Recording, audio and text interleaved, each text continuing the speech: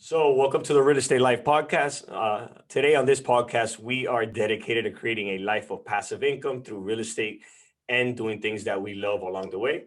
Today, we have on the show Doron Rice. He is a architect, project manager, and real estate investor, and now he is focusing in multifamilies. He is also my partner in 194 units in Columbus, Ohio. And I want to introduce Doron. How you doing today? Hey, Abiel, I'm doing great. Thanks for having me on your show. Very excited to be here. Thank you, man. Thank you for being on it. I'm very excited about this show because you have a very interesting background.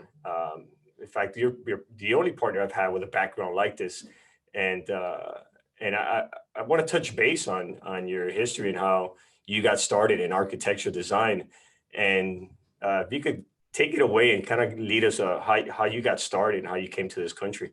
Sure.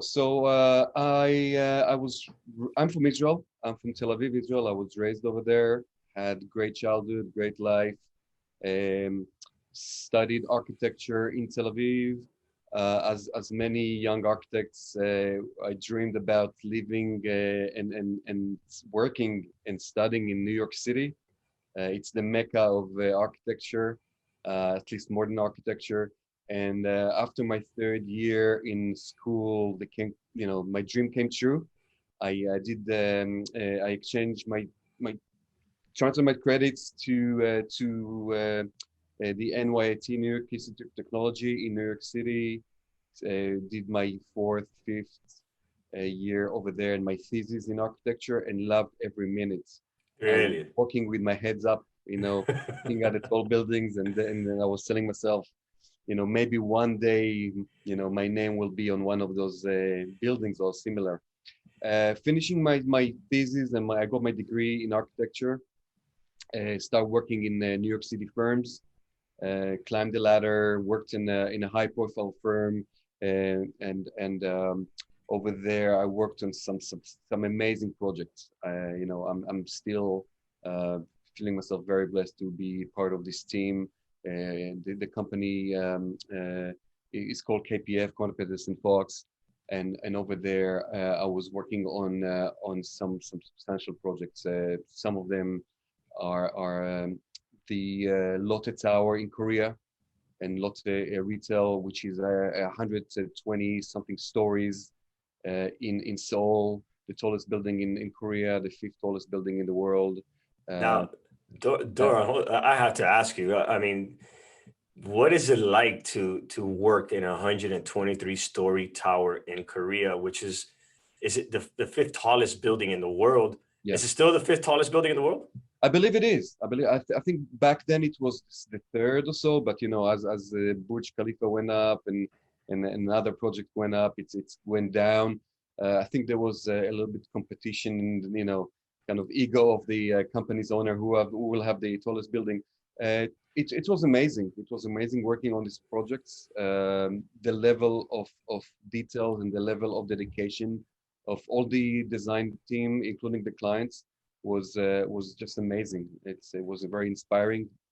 You Uh, were under how many people did you have on your management? Did you have to oversee? it was a team of few studios. My studio was about five people. Was five people. We worked on a little bit on the tower, but also on the podium, what we call the podium of the tower. That was about yeah, we were about five people just for the design and the architecture, but it went up and down. Sometimes we were more, sometimes we were less. And when you mean that you were in charge of the podium, is that a section of the building that you were in charge of the design and putting together? Yeah, so I was at the beginning I was the project manager for the podium. It was separate project in a way, but my company won the competition. And while we were working on the tower itself, we got the podium itself, which was, I believe, about 3 million square foot of everything of a city Wow. inside Seoul. It has retail, high-end retail, low-end retail, concert hall, aquarium, whatever you wanted, it was there. So it was a lot of design work, a lot of coordination with engineers, Now, clients, and with other team. Yeah. you would do this remotely from New York City, or you were on Yeah. site in? in No, we were Korea. doing that from New York City. We had the conference calls twice a week. That's So incredible. for us, we started at 9 p.m. We were exhausted, and the clients in Korea were all fresh with a cup of coffee. So we did it twice, and I had to travel there as well, but mainly remotely from New York City. You know what? That's very interesting that you could design and you could manage a project in the other side of the world of this caliber. And this is just a great example how you could also invest out of state and not be intimidated by the fact that you can't take on a project or you can't do an investment, because there is ways of communicating with your team on site effectively to execute plans, because yeah, that's a challenge. A lot of people are intimidated by that. Oh, I'm going to buy that over there in this other state, but they get overwhelmed just thinking of the fact that how can I manage that from over here? And you did this effectively. I couldn't agree with you more, Abiel. You know, where there's a will, there's a way, Hmm. and where for example, with real estate investments, you have a team over there, boots on the ground, and you can coordinate with them. You need to show up to the calls. You need to be on top of things. You actually need to work harder because you work remotely, and you need to go into all the details and ask for information. So if there's something both in architecture and in real estate investment that you're not sure of, ask for photos, ask for videos. You know, as we progress, technology is working for us, and we should utilize that, and you should have a team that you trust at the end of the day, both architecture and real estate investment. Correct, correct. So And now in New York, you're working in your backyard there in Manhattan, 52 unit luxury apartment. That's your current project right now? that's correct. So I've been working full time as an architect for 18 years, just doing architecture. I'll talk about later how I did some real estate investing on the side. But after 18 years, I was approached by one of my clients. He was a previous client of mine, and he asked me if I want to be working as his project manager as a developer from the development side. So I took the challenge, and I'm the project manager for a 52 units new condominium tower in the Gramercy area in Manhattan. Yeah, we to Oh, be that's yeah, really nice area. it's How far along are you in this project? we broke ground. We demolished five buildings, five older buildings. We demolished them, and right now we just start with foundation. But because of COVID and everything that happened in Manhattan, we are a little bit on hold, just that we can read the market and see how it goes. Do we need to change the floor plans? Maybe a little bit, maybe make it a little bit smaller, maybe make it a little bit bigger. Depends on how the market in Manhattan, which went through serious challenges and changes Correct. in the last year. So Yeah, we're still going through it. Yeah, yeah. yeah, So in 2016, around that time, you decided I'm going to start doing my side real estate investing, and yeah. so you're a full time architect, and you decided, you know what, I like this. I like what I'm seeing. I want to start investing my own money in some of my real estate deals. What type of investments did you start getting into? So that's actually a very I like this story a lot. I didn't know much about real estate investing. Didn't even think about that. Went to lunch with my good friends in the architecture firm, and she told me we shared. You know, I listened to that podcast, and she said you have to listen to Bigger Pockets. I said, what is Bigger Pockets? She said, oh, you know, it's just about real estate. It's funny. There's a guy named, you know, Brandon something. Yeah. So I started listening to that on my commute, and I was like, wow, that's actually sounds very interesting. So after listening to that for like half a year, and I started really to study that, and I pulled the trigger. I bought my first single family house in New Jersey, where I live, and I got hooked. It was something that really caught me. So that's how it started. I bought You the first one, and you very bought it you bought it as an investment to rent or to flip? to rent. To rent. Okay. Do you still own that asset or you I actually sold it a couple of years ago. That was my first okay? house. Sold it for a while. I just decided to sell it Yeah. for different reasons. But I Yeah. usually like to hold these properties. Yeah. Um, So did you are you still buying single families? and not as much as I used to, because of my traffic over there. Because I used to be very busy, and a lot of wholesalers knew me. I still getting deal flow. some deals are great, and it's hard for me to refuse. So I will buy once in a while, but I shift my attention more to multifamily. But yeah, once in a while, if it's a good deal, it's a good deal, and I'll buy it. Yeah. Yeah. Yeah. So that's an interesting topic because I come from a background of single family, and that's how I put my foot in this game, buying a lot of single family homes and flipping them and renting them. And I could tell you, I've done great with single family flips, but I'm not a big fan of the renting the single family flips. I've tried that; it works, but once I got the taste of renting, multifamilies, it just made so much more sense to me. Um, Right. uh, it's uh, uh, it's one of those things that you start discovering as you go, and from looking at how your career has have evolved in investing, you started investing in multifamilies. Your first multifamily deal was a 42 unit in Jefferson, Indiana, Yeah. and that's a big jump. Yep. You didn't even start with two duplexes or fourplexes. You just jumped straight into a 42 unit. How did that transition happen? I just everyone has different experience. I had great experience with renting single family houses. I just have the team over there. If a tenant had a complaint, usually my wife helped me with the management of that. So I just text back my handyman, hey, fix that. That was easy, and it was very, very portable. But it was really hard for me to scale. Even if I was very aggressive with my full-time job, let's say I bought one house every 2 months, which for me was pretty aggressive because I had a full-time job. It's only 6 houses a year, you know. And for some people, they will think it's a Yeah, lot, but if you want to grow and make it a business, it's hard. yeah, it is. And I started to listen to different podcasts and educate myself what other assets in real estate are there. And I was always attracted, also because of my background, because I used to design multifamilies and I know them pretty well. I said, okay, let me jump into this asset, really dive into that.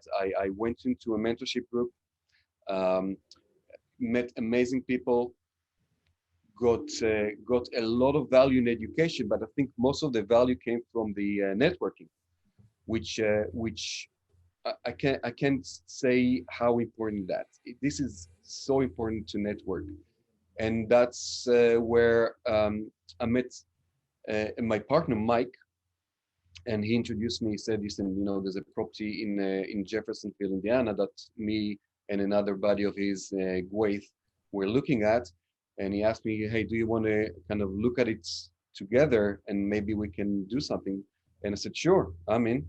And I was excited. Hey, from one single family house at a time to 42 units, it's a big jump. But doing it together was less scary, and we pulled the trigger and we called Yeah. another guy, Chris, and we bought it.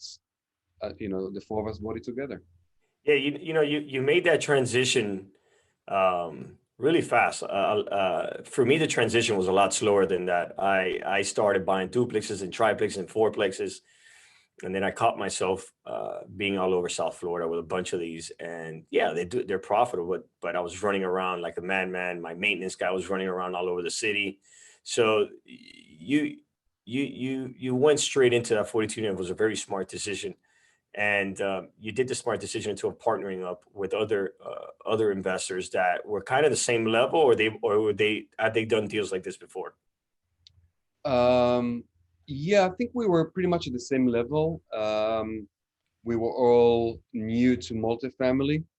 I think Gwaith has a little bit more experience in multifamily. He had 13 units, I believe, in Pittsburgh. Hmm. I had more experience in terms of single families, um, but overall we were at the same level, and we were new to bigger multifamily. Yeah, So it was a great fit.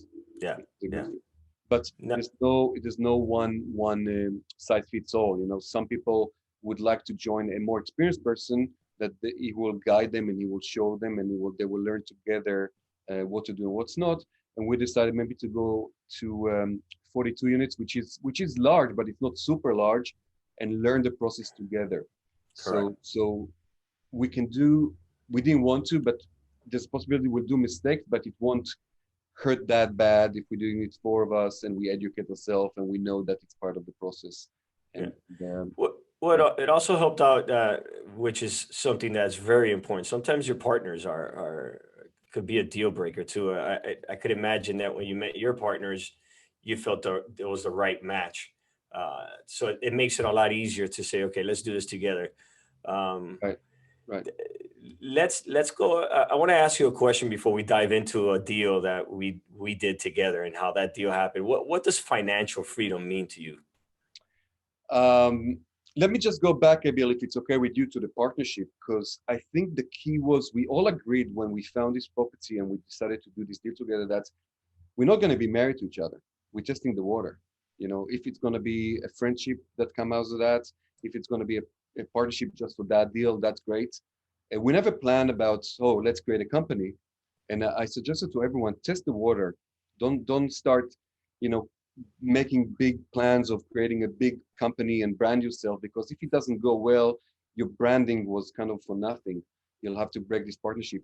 Test the water, make a JV, joint venture with a couple of guys or three guys that you feel, one guy that you feel that maybe there's a chance here. If it doesn't work, it doesn't work.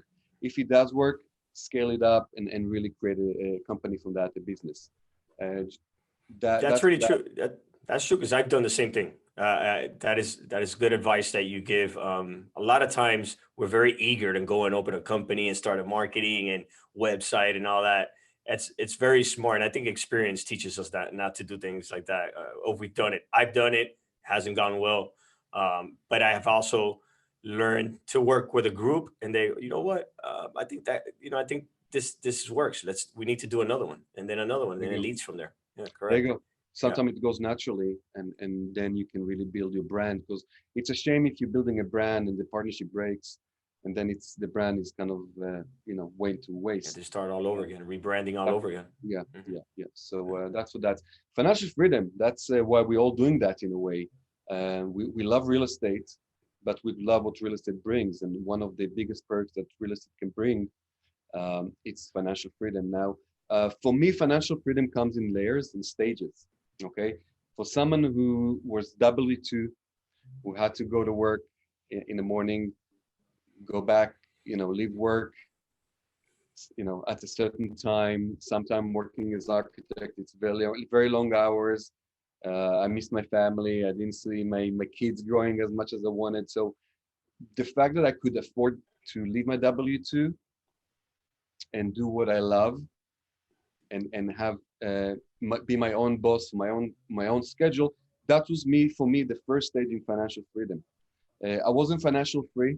I couldn't say, I'm taking like 3 months off, but I could take my daughter to ski one day if I wanted to. yeah, I could help my wife with something if she asked me to without reporting to my boss. And I also could take vacation if I wanted to without going to HR and asking if it's okay and if the client agrees and all of that. So yeah, for me, that's also financial freedom. correct, It's still not free, but at least you can make the decision for yourself and correct. for your life and have more a better kind of more tailored life to your needs. So that's the first stage in financial freedom for me. Second stage, it's really you know doing what you love, but doing at your own terms. If you need to go away for 2 3 months for whatever reason, and you can and you'll still have passive income, and the properties in that case, it can be other assets will work for you. That's huge. That's financial freedom. Yeah, As I said, I'm from Israel. I have my family back over there. If there'll be a time where my parents will need me and I'll have to go for a couple of months and to yeah, make sure everything is okay, and I won't be worried about where the money is coming from. That's with financial freedom. yeah. It seems that as you explained this financial freedom to me, you had a smile the whole time you were saying it. So you kind of envisioned these things, Yeah, and I share that with you. And yeah, it's doing things that so financial freedom changes in different phases of your life. What was financial freedom to the Abiel in his 20s, it's not the same financial freedom that right. I have now. So it does change in phases, but the liberty for you to create your own schedule, that's awesome, man. That to me is freedom. And to have the Actually, partners yeah, that help you out with the process, because I agree with you that W-2, and you have to you have to put in in advance. Oh, I need this time off. Oh, I need this, these days, and then you don't know if you're gonna get it. It doesn't. We don't. I can't live like that. I agree with you that that freedom of creating your own schedule, that's big for me too. Very big that's for me. huge. That's huge. Abiel, it's I can tell you many stories where I wanted to go to visit my family, and there was a deadline. We had to submit set of drawings for construction, and my boss told me, no, you can't. And it was something that I had to go. There was a wedding or something back home in Israel, and I just couldn't go, and it broke my heart. And I can understand my boss. For Yeah, him it's yeah, business, but yeah. and that's used to do I whatever what you like at your own schedule. It's huge. And you know what? I work as hard, if not harder now No, than what yeah, I used definitely, to, but I do it definitely. because it's my business and because I love what I do. Yeah, So I yeah, want to wake up early in the morning and just do it, not because someone is waiting with yeah, a clock that you have to punch yeah, it. yeah. The last time I heard a no from a boss was when I was 25 years old. I mean, that you said that, and I just remembered when they told me no, I can't go somewhere, and I was like, oh. So I could definitely relate to that. No, you can't do something, and that right there, just you shift and you go, hold on, I need to start making Yeah, adjustments on my life. yeah. Yeah. That's huge. That's a big. Let's dive into this deal where we met, and it was a very interesting way this deal evolved, because it came out of a mutual friend that we have that does our commercial loans. Those are our multifamily loans. David Fraz. Uh, uh, David Fraz introduced me to you and Gwaith and Mike, and I think we had a. He says, "Oh, I got a group of guys that do loans with me. I think you guys will be in a great marriage." And he was all excited to introduce us. I don't do this for everyone, but I think you guys will link up well. We did a Zoom video, a meeting it was like the beginning of the pandemic, right? Yeah, it Just when was. it was starting to happen, Yeah, but it wasn't that scary yet. It wasn't that scary here yet in the United right, States. right. And that meeting went good. We had a very natural conversation between the guys, and then about I think it was like a month later, the Columbus deal lands in our lap, 194 units in Ohio. I underwrite the deal. I like the numbers. It never done a deal in Ohio, but the numbers made so much sense. And I reach out to Gwaith. I go, Gwaith, let me know if your group is interested in something like that. And you guys just jumped on it immediately. And uh, what was it about that deal that attracted your group? Uh, So I'm glad you mentioned David and Kuwait and everything, and it just show again how important to network. Okay, it's all you never know when it's gonna show up, when this connection when thing gonna fall into place, and even if you don't see results right now, don't think that the person you saw on a network or just had a phone call, it means nothing. It means a lot because I don't think we would have meet yeah, or do this deal if it wasn't for my network with Mike that led to Wave, that led to Dave the lender and Matthew. So it's all kind of connecting. What I loved about this deal is the scale and just partnering with you guys. For us, 42 units, as you said, was big, right? I went from single family houses to 42 units in Indiana. I was like pinching myself to make sure like I'm there and it's real. But you can imagine then to jump to 194 units.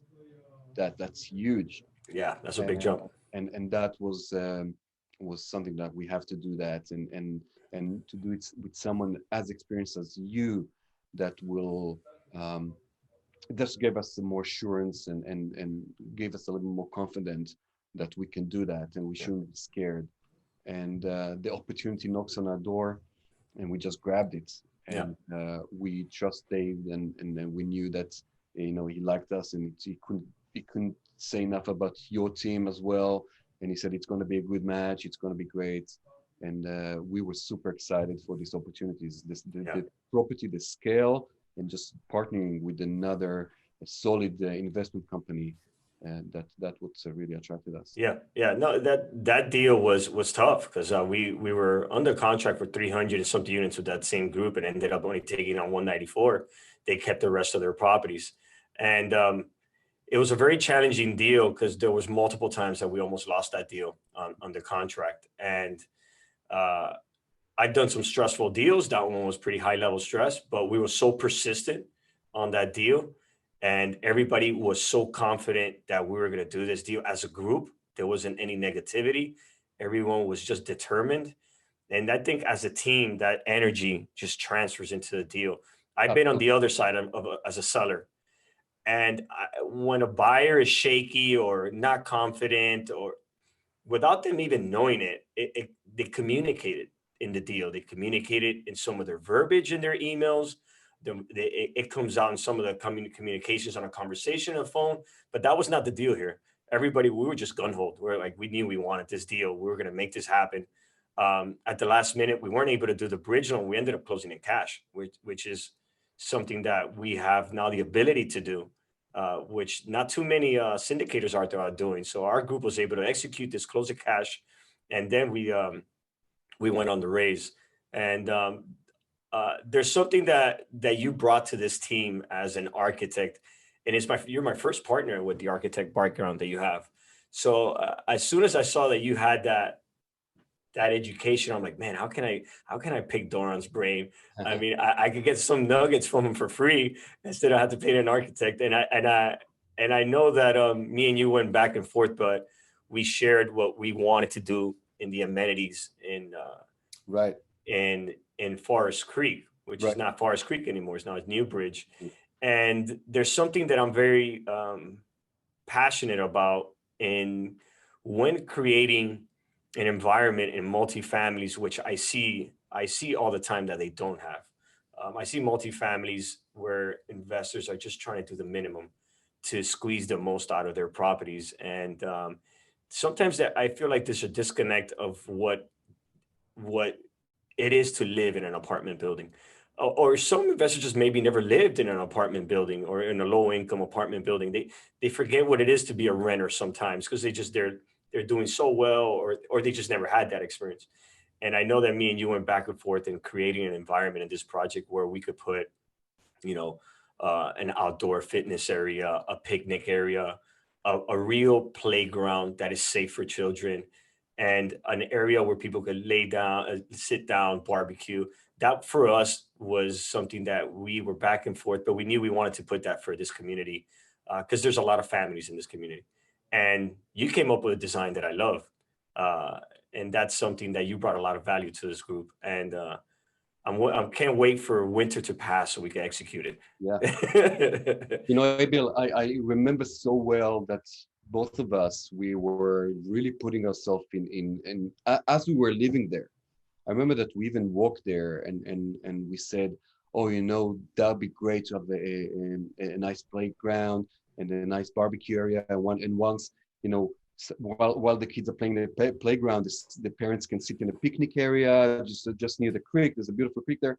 And we got some pushback. From people who said, no, that's a liability. We don't like playground. And we kept on saying, and you said, guys, they are human beings. They will enjoy that. We want the tenants to enjoy where they live and it'd be fine. And we did that. And I came with the design. We went back and forth, and I had a blast. I have that's part of enjoying the process. To me, that part's fun. I mean, it's fun to turn around and update a unit, put new floors in the kitchen, but that amenity, I kind of enjoyed the amenity design more than the other part. So that's something that we are personally also incorporating in another project that we have in Atlanta, and I was very happy to put that together. And that's something that we want to do in all our projects. If we have the space and the land for it, I want to design an environment where families and kids could go and hang out. I was that kid. I was the kid that was in the playing ground hanging out. Having you on the team, it's that vision and you being to put that together. It's a great attribute. Awesome. But also, also the listing office, we designed it nice. I mean, we took really space. Nice. We took a Yeah. space that wasn't very appealing, wasn't very nice, and I think with a little bit of design, a little bit of effort, we made some 3D models, stuff like that, just to Yeah. show our intent, and I think it turned out to be beautiful. So that's Yeah. another value that we can, as designer, as an architect, and with your vision, it came together to deliver a beautiful product. Yeah, we're gonna put a link in the bottom of this podcast so people can see that finished product of the Yeah, design and leasing office, because that's another thing that gets taken for granted. Leasing office is the first presence a tenant has when they walk into a property. If your leasing office looks like crap, what do they expect the property is going to look like? So that first walk-in is wow, okay, this is a cool place.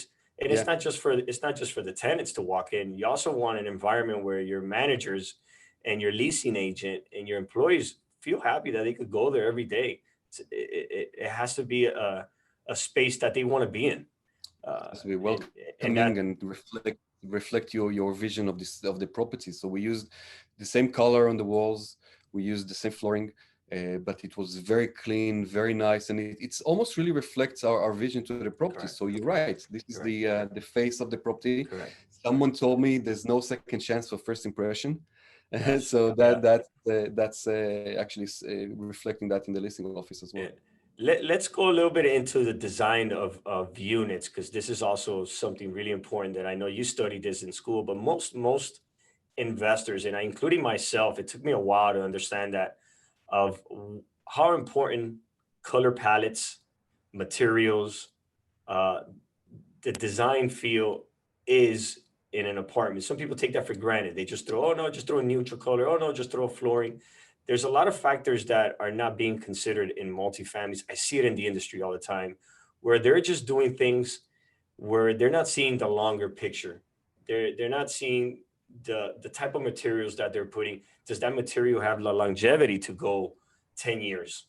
Does do Right. those color designs on the kitchen cabinets, the colors that are being used in the project exterior, is that something that is going to be outdated in 2 or 3 years?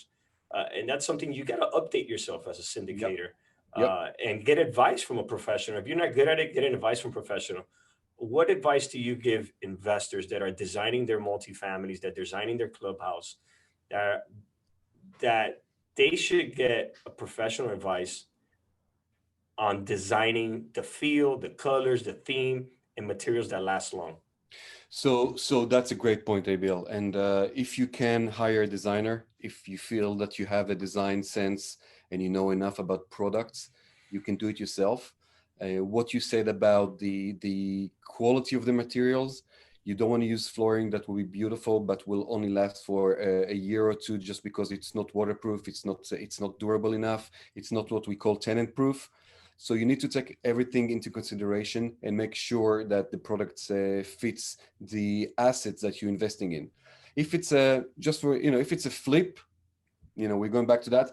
You don't need to care about it so much because you know that a home buyer will buy it, he will take care of that, and you can put high-end materials, not necessarily take care so much about how they will last. But for multifamily, B plus to C make asset classes, I would recommend durable, can withstand water and can withstand some sort of not intentional but vandalism, which mean like dragging chairs like that. What I do and I did for our project is I'm creating a color palette. A material palette, it's something that we use as mainly interior designers do that all the time, but we in architecture do it also for exterior, but interior design do it all the time. They're just creating a format and putting either the real samples, or if they don't have that, the pictures of the product and see how the color schemes work together. You don't want to put bright green walls with red doors. I'm just extreme here, but it doesn't go together. You will see that they almost like it's kind of an eyesore. But if you have a scheme that you believe in and you like and you think will work, put them next to each other. If it's the flooring, if it's the countertops, if the appliances, if it's the walls, and if it's the trims, all of those need to work together. Yes, there's going to be hierarchy, okay? And the walls are very, very taking the most surface, so they need to be more substantial, but all the rest need to play with that. And you can have whatever design you want. It can be more of a contemporary, very, very minimal, or it can be more rustic, more rough. But as long as you're going with that and you know that most people will like it, okay? Yeah. If I have a very specific taste, I love neon green, for example. You know, I don't, but I'm just saying, I know that it's maybe good for me, but for the vast majority of the tenants, it may be not be appealing. So Right. try to choose a color palette that will kind of relate to to most people. That if someone will come and say, you know, I can really see myself living in this space. Right. Correct. Try to Correct. be more neutral. Yeah. There's certain materials that I would never use. When it comes to flooring, vinyl plank right now is our favorite. Um, uh, we chose a 4 millimeter and higher vinyl plank for our project. This with the padding, this material is durable. I am pretty confident in 10 years this material will still be solid and Yep. and will be functional. Yep. I also like our kitchen cabinet colors. I think that I mean, if the kitchen cabinet colors is something that is a preference, but you also got to study your neighborhood. You got to study your city. Certain cultures in certain cities have certain designs that are more themed to them. So I always suggest investors look at your competition, study your competition. What do their units look like? What are they? What are they renting for, and how can you step into that market and compete and take those tenants from them? So you got to really analyze the quality and the finishes that your competition has, and we did Yep. that, and I know that our product is superior to our comparables, and that gives me the confidence, and it gives the leasing agents confidence that when they put that Yep. property in the market, they're confident tenants are going to walk in as wow. And Yep. I'm very Yep. happy to say that I know that we saw the rents come in on that Ohio on Forest Creek, well, New Bridge now, and we hit our pro forma, man. We hit the numbers that we talked about, and we hit them. And in fact, on our 3 bedrooms, we went above what we thought we were going to hit. Yep. And I know it was the finishes that we put. I know we And you did a know, great Abiel, job on that. regarding what you just nailed it, you absolutely nailed it. Do you look what your competition is providing? But you know, we went with gray cabinets Yeah, that not beautiful. many not many rentals have. Maybe they will, but it's more trendy now. And I know it will stay. I know it will be there for a while. It's not a color that will go away. There's many other colors that are very trendy now in kitchen. A lot of teal colors are very trendy. But I know it in 2 years you won't see them in the market so much. But gray is something that is relatively new, and it's something that people are excited to see and can really see themselves living in this space. Correct. And when they see the competition, like you mentioned, maybe they see only black, like espresso cabinets Espresso. or something that was there for a while, but gray, it's something new, something that a little bit more design thought Yeah. about it. So yeah, Yeah. Yeah. you said Yeah. it. We Yeah. we we got great response on the apartments. I'll touch just a quick education to investors who are new in the game also, and I'll touch it, and this will be on specifically on kitchen cabinets. And this is something that me, myself, I've made mistakes on in the past. When putting kitchen cabinets, you got to make sure that you're using real quality wood because you will have tenants that are they're gonna bang them up, they're gonna scratch them. You need to be able to repaint those kitchen cabinets again. So there's a lot of materials out there that are cheap material that once they bang them up, they scratch them. You got to replace a whole kitchen or a whole kitchen door. So we made sure that we use quality wood. In 2 years, if we need to spray and paint those kitchen cabinets again, they're going to look brand new again. It's going to Right, save you tons of money. So right. that's something I wanted to add in there. Doran, I'm going to go into some tough questions right now. So tell me, what is the most difficult deal or problem you've had that you've had to fix, and how did you fix it? Um,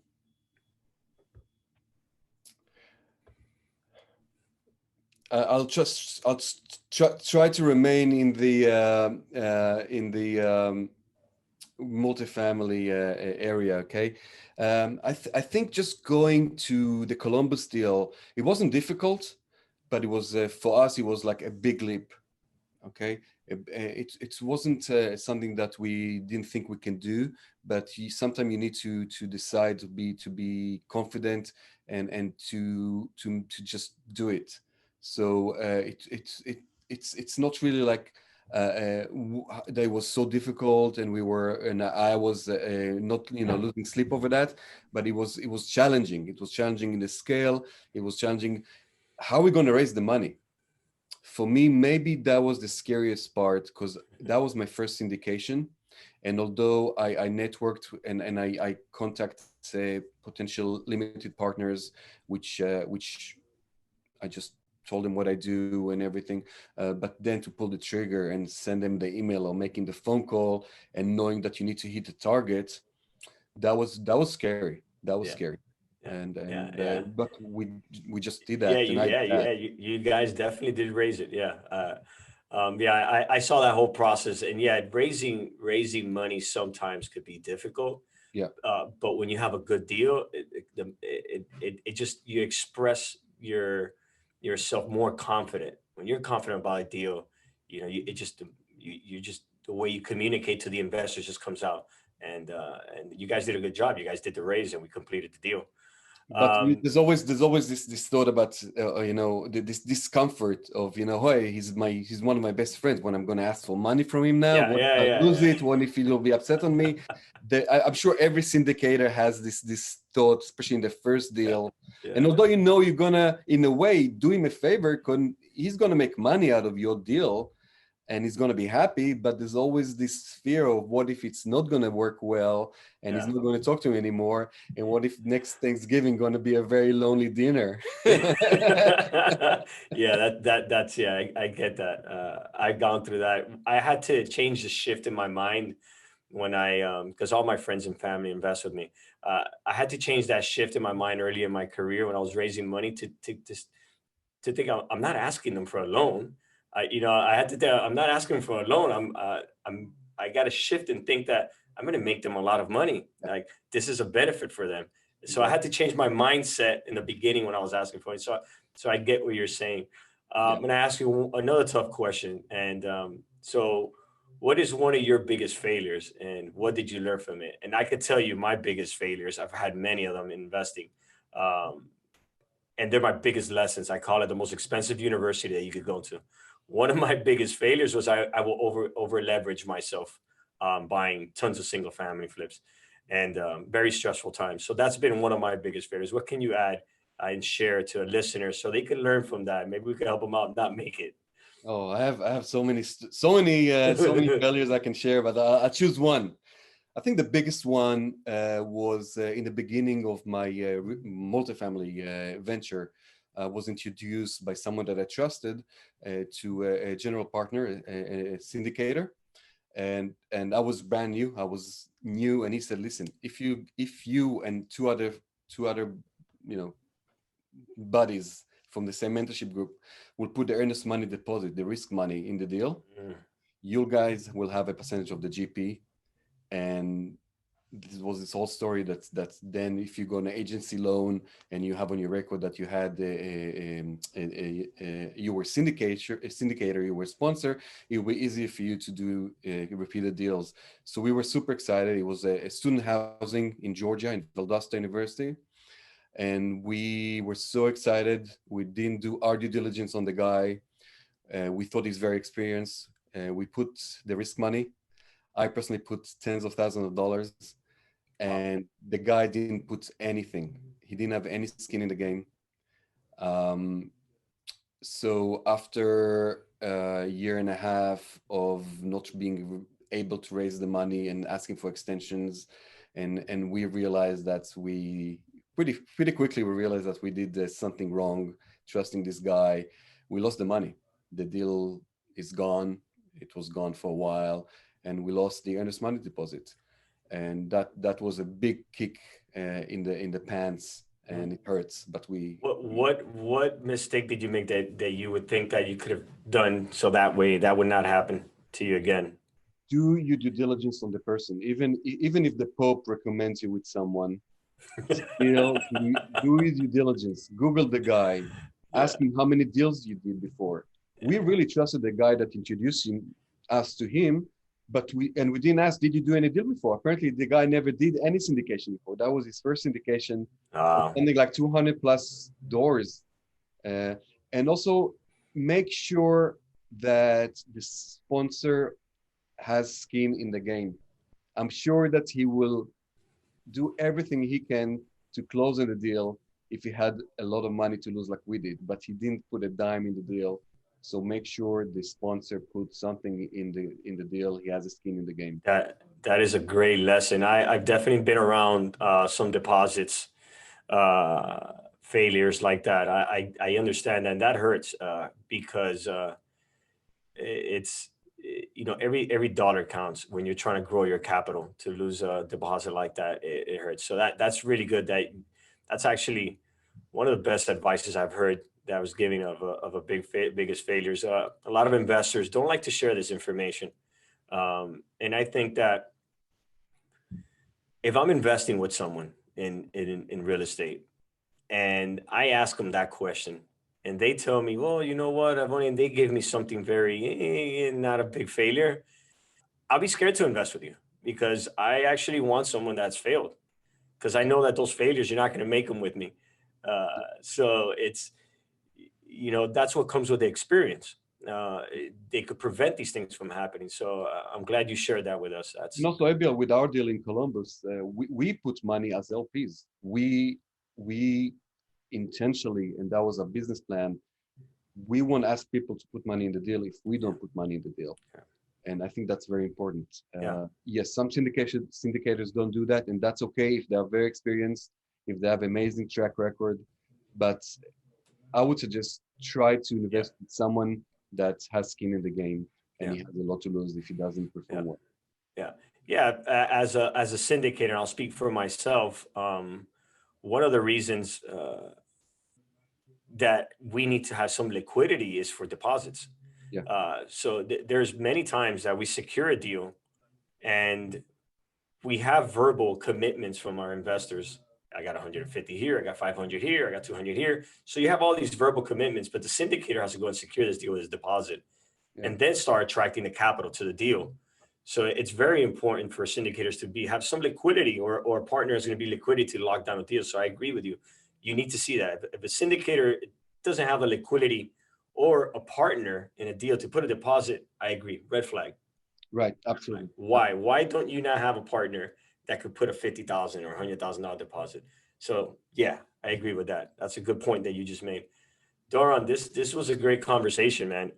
Can you just share with the listeners how they can reach out to you and get in contact with you? Any questions, any deals, future deals that you have, and how they can invest with you, or even or as a referrals architecture? I know that you're going to help out one of my buddies open up a shop there. Hopefully, you guys could work together as an architect in New York City. Give the listeners how they can reach out to you. So I can be reached at any social media: Facebook, Instagram, LinkedIn. Just look for Doron Rice. I should be there. Would love to connect with anybody. Would love to partner with anybody. And partnership is the key. It's a team sport, multifamily team sport. So if everyone have any question, definitely reach out to me. If I can answer, that'd be great. If not, I will refer you to Abiel. He can definitely answer the question. Yeah. But awesome. Abiel, I mean, it was amazing. Thank you, man. Thank you for your time. I appreciate it. All right. Bye-bye. See you later. Bye.